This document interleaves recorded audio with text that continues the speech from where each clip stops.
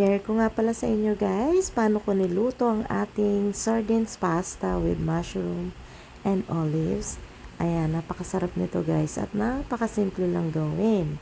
Siyempre mas masarap to with parmesan cheese. Okay lang naman kung wala kayong parmesan. Pwede naman ang mga cheddar cheese ang ilagay nyo dyan. So, ito yung mga ingredients na ginamit ko. Siyempre, meron tayong olives. Optional din yung olives. Kung wala kayong olives, okay lang. And then, syempre, yung sardines. So, ayan. Nagpalambot na tayo ng ating pasta dito. Set aside lang natin yan. Sunod, gawin na natin yung ating sardine sauce. Ayan. Painit tayo ng mantika. And then, igisa lang natin yung ating bawang at sibuyas. Antayin lang natin lumabas yung aroma ng ating mga garlic. And then, sunod natin yung ating sibuyas. Ayan, gisa natin hanggang sa lumambot na yung sibuyas. And then, sunod na natin yung ating mushroom. So, eto nga shiitake mushroom natin ay binabad ko na kanina sa mainit na tubig. So, kailangan i-hydrate muna natin yan bago natin lutuin. So, kung wala kayong dried shiitake mushroom, pwede naman yung button mushroom na nabibili na natin. And then, sunod na natin ilagay yung ating sardines. So, yung ginamit kong sardines dito ay yung with natural oil.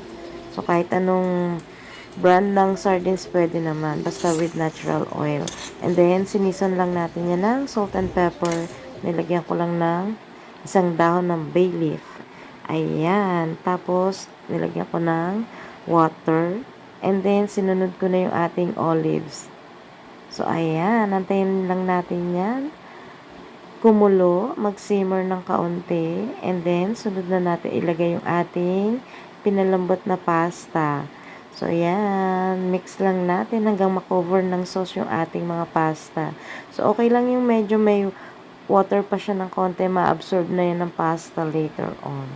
Ayan, so ready na ang ating sardines pasta with mushrooms and olives.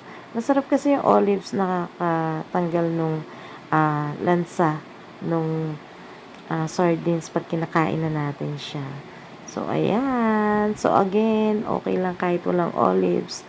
And then, tsaka yung dried shiitake mushroom, okay lang din. Pwede nyo gamitin yung button mushroom na nabibili natin in can. And then, syempre, lagyan natin yan ng parmesan cheese dahil meron tayong parmesan cheese. So, okay lang. Pwede na yung cheddar cheese. So, ayan. Luto na ang ating sardines pasta. Thanks for watching guys. Hope you like our video for today.